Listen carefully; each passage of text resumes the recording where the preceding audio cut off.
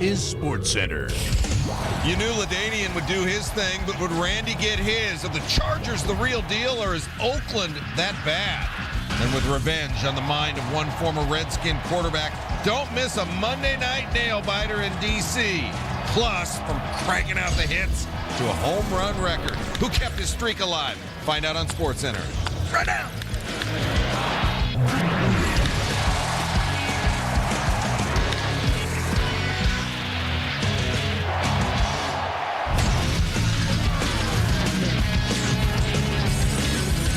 How's it? Welcome to SportsCenter alongside Scott Van Pelt. I'm Neil Everett.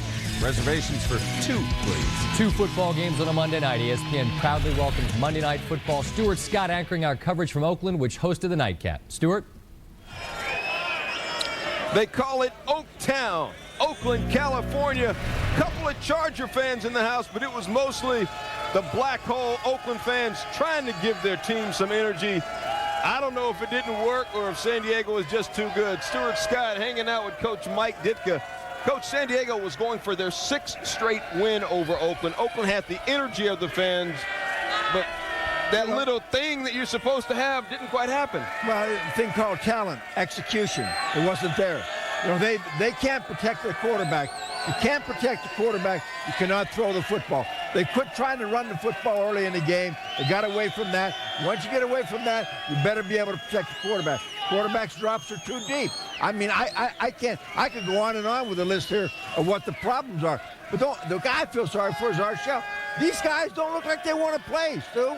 They come out here and they're going through the motions. Well, let's take a look exactly how it went down in Oaktown. Randy Moss and the Raiders, they've lost 5 straight to the Chargers coming in, whose quarterback Phillip Rivers making his first NFL start. Lucky for Phillip, he had LaDainian Tomlinson. First quarter, no score. First Charger possession, Rivers passed it, LT coming out of the backfield. This is why he's the best running back in the NFL. He can run it, he can catch it. That will lead to a Charger field goal.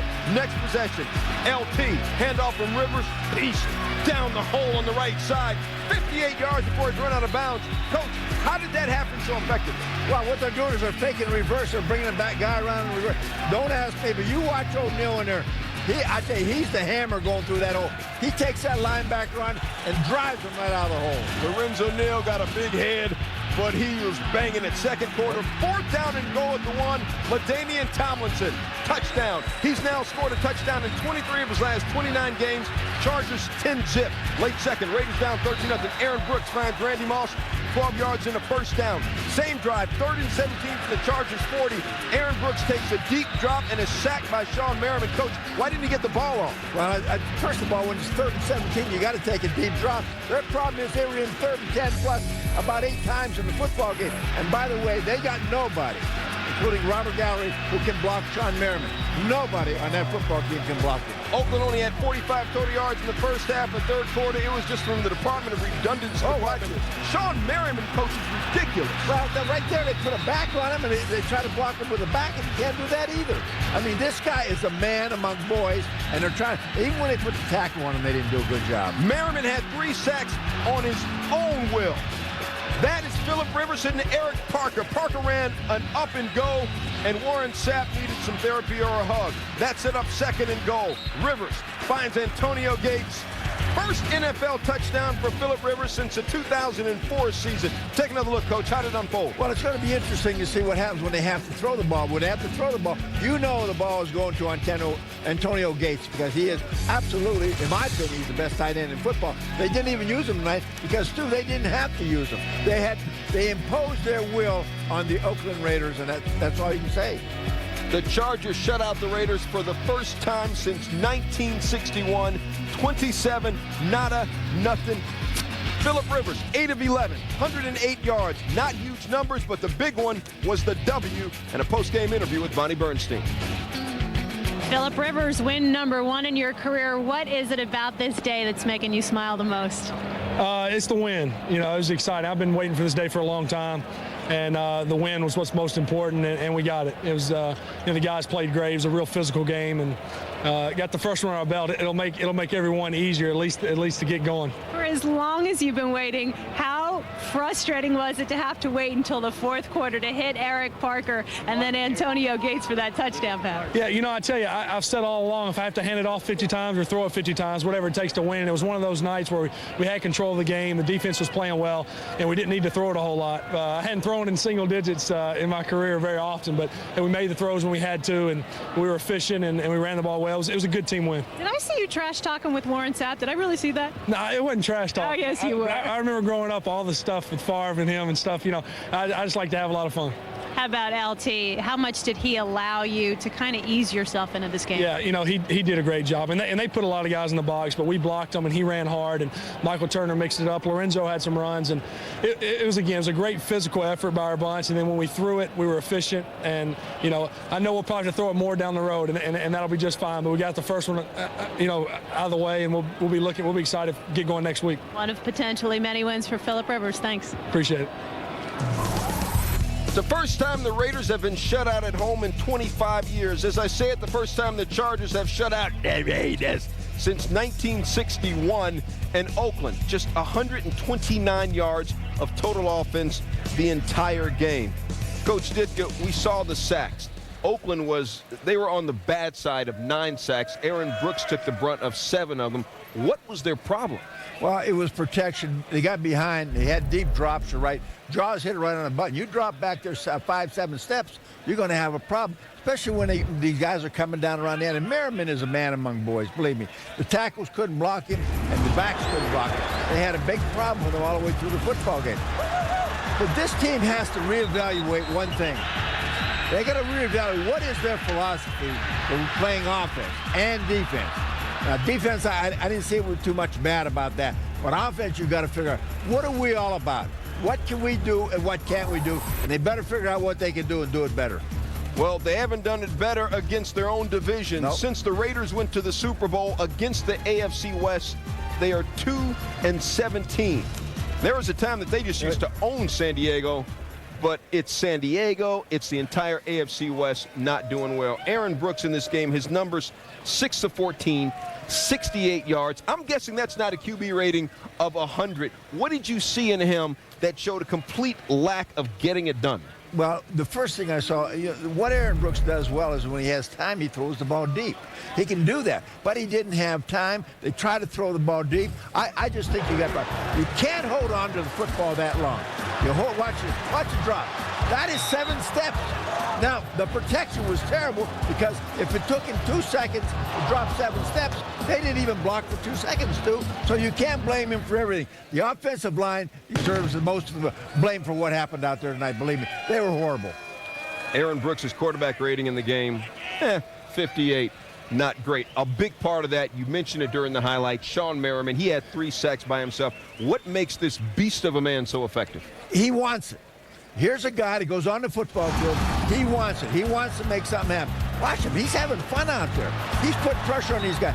And even when they block him, he turns the quarterback into somebody else to get him. Castillo or one of these guys is going to get him. This guy plays the game the way you like to see people play it.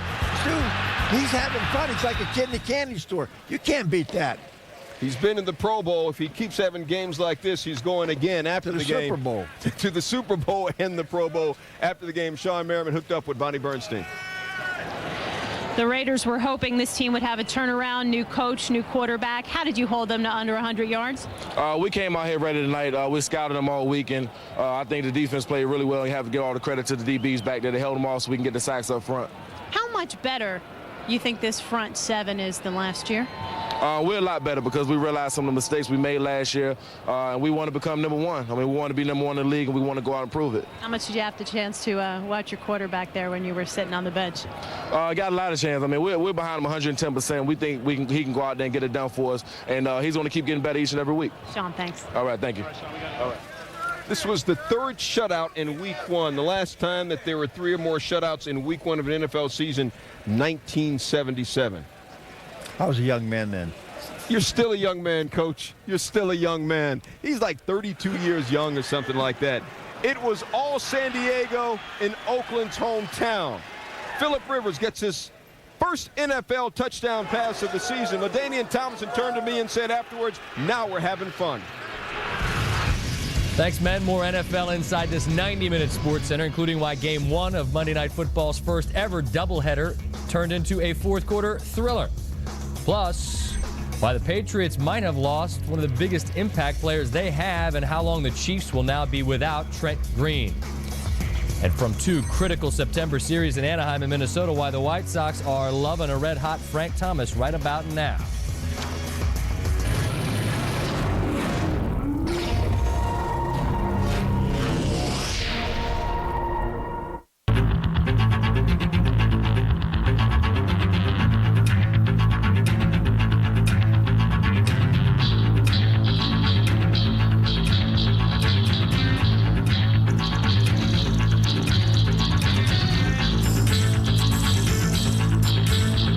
Introducing the new 2007 Yukon Denali, the definition of great engineering. This is Gary Poole, a genial guy from Trenton, New Jersey. Gary's been married for almost 10 years, but until a recent trip to McDonald's, didn't know it. Gary had fresh brewed premium roast coffee with his McGriddles, and it was like he was seeing her for the very first time. He had no idea we were married. Gary thought she was cute, so it was okay. It's like we're newlyweds all over again. Start your morning with richer, bolder premium roast coffee and add a warm, tasty McGriddles. Wake up and smell your life.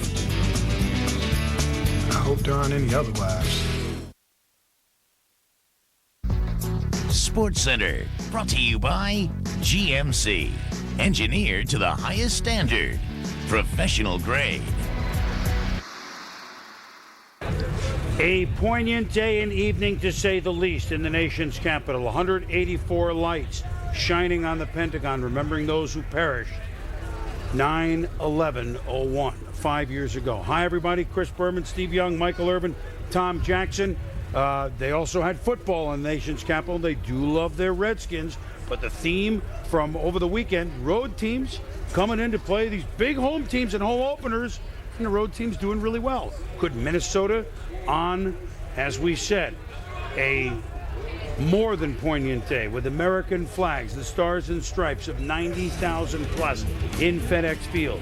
Clinton Portis back for the Redskins, but so was Brad Johnson. Led the Redskins once upon a time to a division championship, and on the very first series, hits this bomb to Troy Williamson. Minnesota wasn't afraid to air it out, Steve. Not at all. In fact, I thought he threw the long ball very nicely. A very solid game for Brad Johnson. We always talked about how consistent he is. There it was again. On 3rd and goal from the 4, an interesting call up the middle, Tom, for a touchdown. Look at a beautiful block by Steve Hutchinson. Block out, block back in, Chester Taylor into the end zone. Boom. They do botch the extra point at 6-0.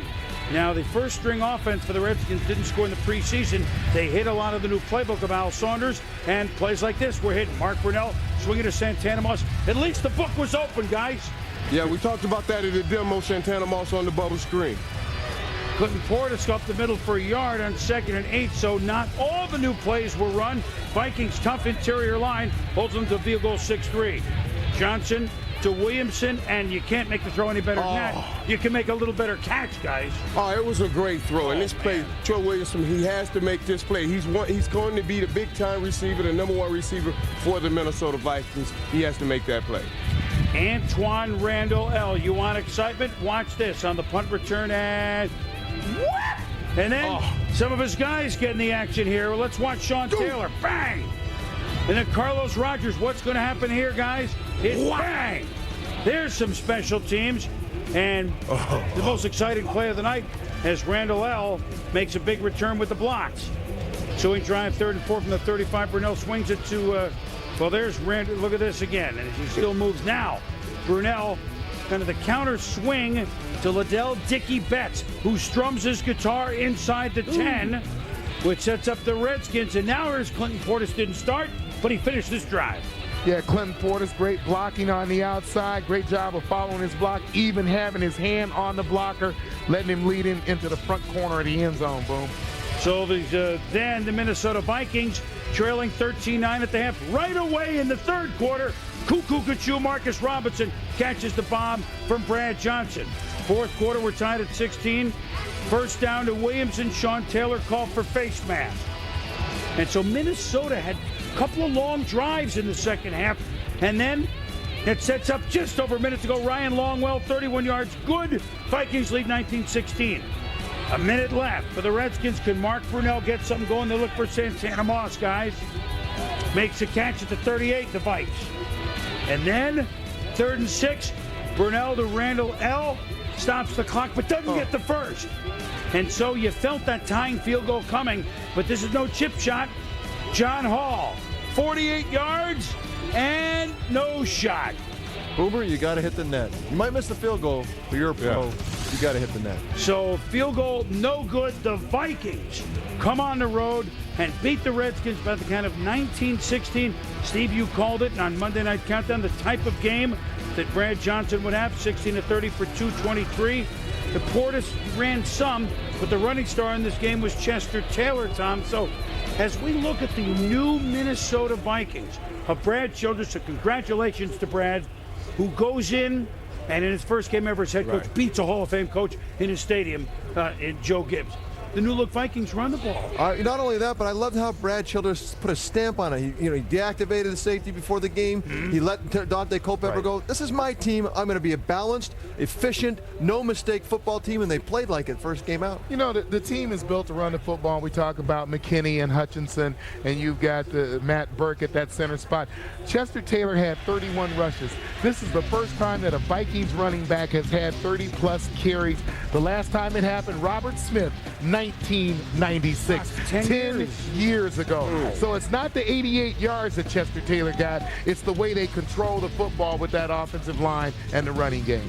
And so Taylor, it also showed, he's got low mileage. Guy came from Baltimore, didn't run it's the original tires on the car, even though he's been in the league for a few years, and he's got some zip.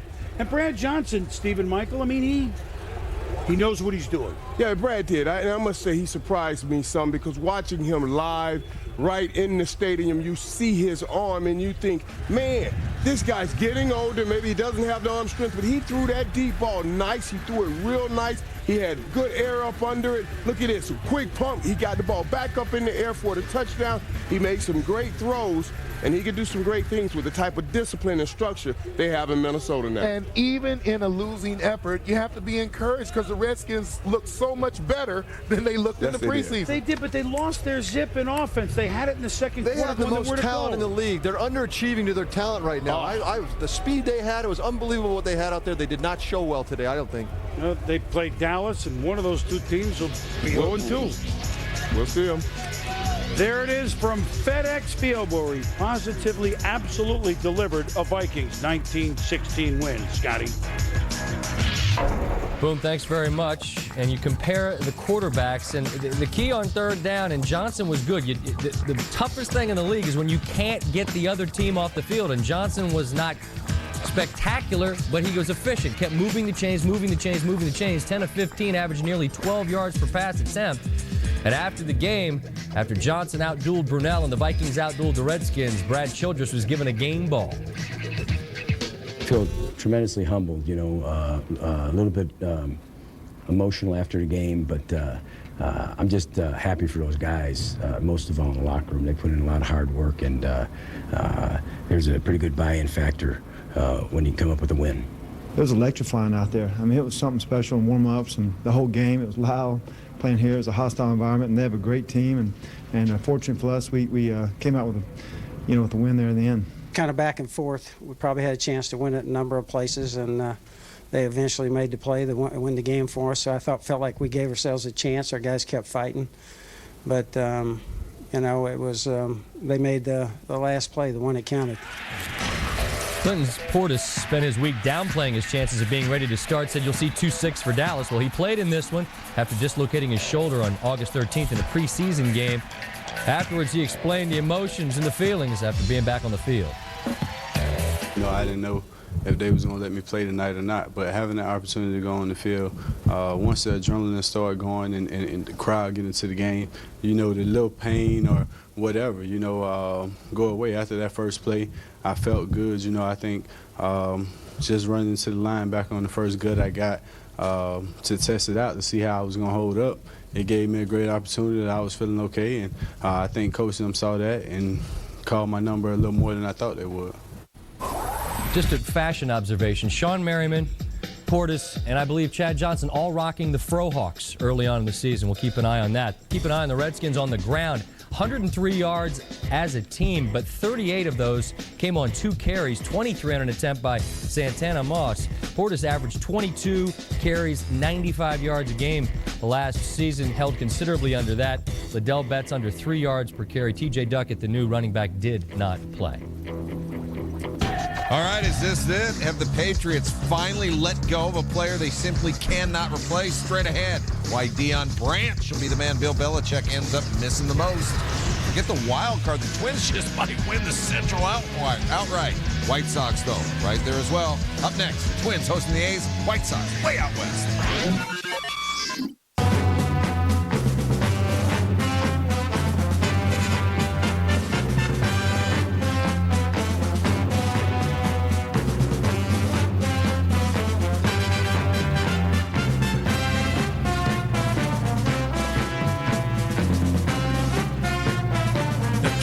Dishing out his double whopper.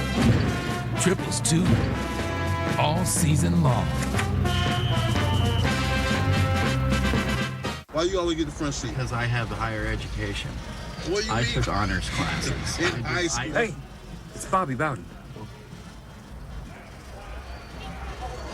I'm gonna touch him.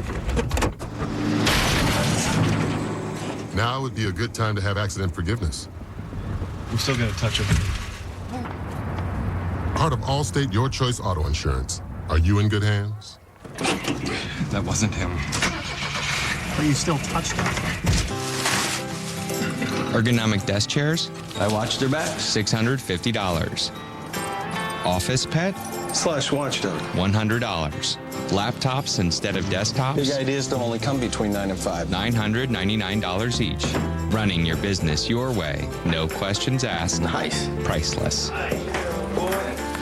Use your MasterCard business card for a chance to win $50,000 for your business.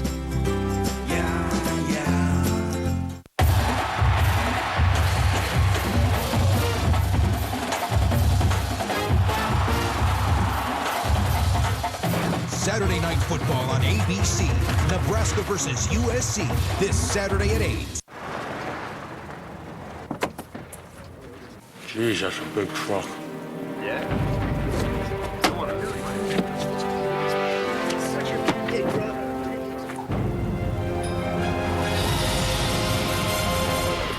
It has the world's biggest cab. Where's the truck? The all-new Dodge Ram Mega Cab. Yeah, it's that big.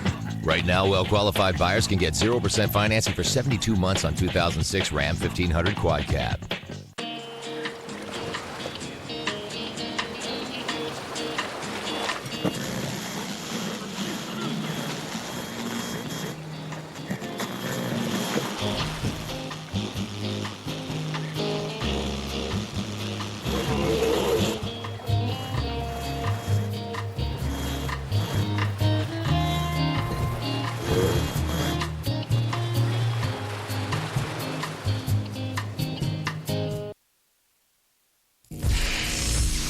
It's not easy to deal with an idiot.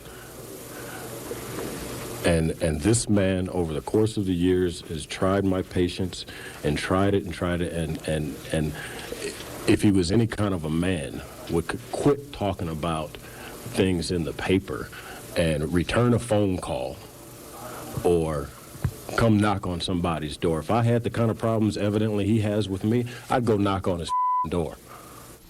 White Sox general manager Kenny Williams red hot at Frank Thomas in that February interview. Felt Chicago's greatest bat ever was hitting below the belt and criticizing the organization after his release. Thomas is the hot one now. His a different kind of heat, the kind Chicago knows can melt Minnesota's game-and-a-half wild card lead. Oakland's big hurt with big numbers in his last 12 games. 8 homers, 21 RBI. Part of Thomas's beef with Chicago, a diminished skills clause in his contract. In Minnesota, where the Twins are just 2 games behind the division-leading Tigers, Thomas' skills include homers in 5 straight games. Bartender! 6-pack! Thomas off Carlos Silva is 36. He sets an A's record by homering in 6 straight games, 2 shy of the Major League record. Bottom 4, Michael Kadire, 2-run homer off Joe Blanton, his 22nd, and the Twins take a 2-1 lead. Now 3-1 in the bottom of the 6th, Torrey Hunter. His 24th comes off Blanton, who said afterwards he felt like he was struggling with his command all night. Oh, you think so, Doctor? It was 6-1. It's now 6-3. We're in the 8th inning, and Joe Nathan relieves Jesse Crane. Bases loaded, 2 out. Marco Scutaro with a chance to take the lead. First pitch swinging, pops out to third. Nathan and the Twins get out of the jam. Nathan will get 4 outs, pick up save number 31, and the Twins go on to win it 9-4. Frank Thomas slugging his way through September. 10 games, 8 homers, 19 RBI, 395 batting average. He's a lifetime 307 hitter. Thomas, 36 home runs this season, leave him just 16 shy of the 500 club. ALCS rematch. Both teams on the outside looking in of the playoffs at the moment. John Lackey, he's come up big in some big spots. Strikes out Scott Pasednik. Tadahito Iguchi looking as well. Lackey struck out 8 in 8 innings. Jose Contreras matched him K for K. Bottom 2nd. Contreras. Filthy to Howie Kendrick. Adam Kennedy as well. That is an unbelievable breaking ball. 8 Ks, 8 innings. Top 4, Lackey gets some defensive help. Jermaine Dye lines one off the glove of Lackey. Adam Kennedy, a spectacular play, and then doubles off Iguchi at first. Iguchi's stunned. Top 5, no score, 2 on for A.J. Pierzynski. All this guy does is deliver and deliver and deliver. He scores Jim Thome. The White Sox lead Bob Marley 1-0 until Paul Konerko delivers Joe Creedy, and the Sox lead 2-0. We move to the 9th inning. Bobby Jenks on to close it. He's been sketchy of late, blown his last 2 saves. It's a 3-1 game. Runners on the corners, nobody out, and then Juan Rivera, 4-6-3, double play. Vlad Guerrero does score from third, so it's a 3-2 game. And then Kendrick on the 0-2 pitch. That's it. That's all. The White Sox win it 3-2. Save number 40 for the big fella. Take inventory of the playoff situation in the Central. The Twins, only a game and a half out of the lead. They were 8 games under 500 and 11 and a half games out the morning of June the 8th. That has all changed. And good news for the Twins, who own that game and a half lead in the wild card. Francisco Liriano has been activated, likely to pitch on Wednesday. Did the Seahawks pick up a pass-catching version of Larry Brown, or did New England just trade the next Lynn Swann? Only history will tell, but Deion Branch's Patriot days are history. Former Super Bowl MVP shipped to Seattle for a 2007 first-round pick. Last time Seattle gave up a 1 to get someone, 5 years ago when they landed quarterback Matt Hasselbeck. Branch was holding out for a new deal. Seattle will oblige. Branch had coming off a career year last season, 78 catches, 998 yards, 5 touchdowns. Hawks coach Mike Holmgren unsure when Branch will be ready to go. Richard Seymour sorry to see his former teammate gone. I'm happy for him to, get a new contract and be back out on the football field, playing football. So in that regard, I'm very happy for him. But I guess, in my own, selfish reasons, I want him in a Patriot uniform. And, obviously I don't control that. And he doesn't to some degree as well. So, I don't know, it's just disappointing to say the least. I think, you look back a few years ago at the Lawyer Malloy situation, this is times, 5, 6, 83. Well, it's actually times 4 if you look back to who they had last season. Remember us? Willie McGinnis now with the Browns, Sack King, David Gibbons now with the Titans, good hands man, Adam Vinatieri, 3 Super Bowl rings, Superfoot, and now Deion Branch. Where have you gone? For some more perspective now on this trade, we welcome in Sean Salisbury. And Sean, the New England organization has taken a bunch of hits, and now you look at the wide receivers that have moved on. David Gibbons, a career high in receptions last year. He's in Tennessee. Now Branch, a career high in receptions last year, moves on to Seattle. At what point do they finally have an impact on the offense, and particularly Brady? Scott, you make a great point. Doesn't there have to be a point of diminishing returns? I guess so. There's no question about it. And you look at the impact it has on the New England Patriots, is you can only go to the tight end and throw the ball to Kevin Falk so many times. You've got an MVP-type player in Tom Brady. But last week against Buffalo this past weekend, you can eventually squeeze. And if you're any kind of defense at all, I can take your best player away. That being said, we saw them run the ball a little bit better, which they're going to need to. But with Graham and Ben Watson, you can't continue to just rely on the tight end because things like this happen. You must have a game breaker and wide receiver. And so, Scott, it gets to the point, as good as the Patriots organization has been, when do you got to get Brady some more help to where he doesn't have to carry a full franchise on his back, which he's doing offensively right now? You saw the Maroney and Dillon two-headed monster. It might be a heavy dose of that running the ball from 40 times from baby. Belichick. Yep. On the other side of this, now Seattle, a team that went to the Super Bowl last year, gets a former Super Bowl MVP to go along with Bobby Ingram and Darrell Jackson. How does he impact that team? Explosion, Scott. How many times have you seen a quarterback like Hasselbeck did this last week and go 25 out of 30, and yet you get no touchdowns out of it? We know we got one of the better quarterbacks in the NFC, but remember, this is a former Super Bowl MVP who can run after the catch. He gives you the explosive speed, and even when he doesn't catch the ball, you got him on the perimeter outside to open it up in the inner lanes and to get Shaun Alexander going. Remember, they lose Steve Hutchinson, so their run game's going to suffer a little bit at the offensive guard, but with Branch, it gives you the ability to stretch a field, and then when you dump it, those 6-yard dumps become 15-yard gains. And one other thing about this where the Patriots lose, we know Seattle's the easiest road to the Final Four? Right. I mean, to home field advantage? Right. Let's say they get to the Final Four, Scott, or close to the Super Bowl. You're talking about your first-round pick is going to be a 29, 30, 31, or 32. So it's not like the Patriots are getting a top-5 pick. You can never be guaranteed that a late first-round pick is going to pan out. All right, Sean Salisbury, you're free to go for now, but we'll be seeing you a little bit later in this Little program. GMC love later? If you'll do it. I'll be here. Outstanding. All right. LaDainian Tomlinson and the Chargers shut out the Raiders 27-0 on Monday night. Third shutout of Week 1. Last time there were 3 or more shutouts in Week 1 back in 1977 when there were 5 shutouts. From shutouts to shoutouts from Brad Nessler, Dick Vermeil, and Ron Jaworski. This is certainly not how Art Shell had it planned for his second tour of duty as a head coach of the Oakland Raiders, as tonight 27-0 is the final. And Dick, I know you've coached against Marty Schottenheimer, Art Shell. It's got to be a terrible feeling to get zapped at home like they did. But Marty Schottenheimer and Wade Phillips' defense, sensational for the Chargers. Dominating. They dominated the line of scrimmage against the run. So if they couldn't run, so now they've got up to their third and long situations. Here they're trying to run the ball outside, no yards. Now they go to passing game. They're in third and long too many times. He's getting his butt knocked off. He's losing more yards, getting sacked, than he's making throwing the ball downfield. Just, no, boy, I've never seen an offense this inept. 9 sacks tonight for the San Diego Chargers. 7 of those suffered by Aaron Brooks, who was a starting quarterback. He ended the game with 6 completions. Got sacked 7 times. On the other side, we started the night talking about Phillip Rivers. First start for him in a San Diego Charger uniform. And, Jaws, they didn't ask him to do much because he didn't have to do that much because he had number 21 behind him. Phillip Rivers only threw the ball 11 times. Marty Schottenheimer managed his game. That meant LaDainian Tomlinson had to wear the hat. And boy, did he wear the big sombrero. He ran inside. He ran outside. He broke tackles. He went over the top. He was the true Superman, leaping into the air with a single bound for a touchdown. And he has just been terrific in Oakland. Look at these last 5 games here. Look at the number of rushes. 39, 28, 37, 31, and tonight 31 for $131. Also caught 3 passes in the ballgame, 34 touches. Warren Sapp told us at our meeting on Saturday he thought LaDainian Tomlinson would touch the ball 40 times. Warren was pretty close. He really was. Near perfect performance. No turnovers suffered by San Diego tonight. They didn't allow a sack, and they only had 3 penalties. And tonight, a resounding win, 27-0. Lamont Jordan tells the story right there. 6 straight victories for the Chargers over the Oakland Raiders.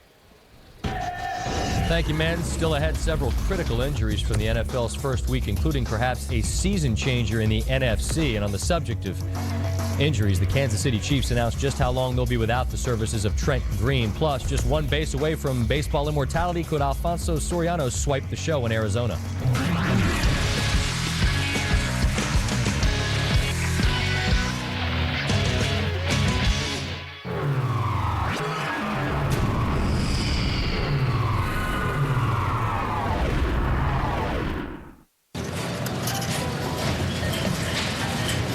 Nothing like shopping for a little fresh produce. Can never get enough fiber. Yeah, this is all way more interesting than us debating who's going to win this year's Heisman. Let me think. Quinn and Peterson or legumes and zucchini? At least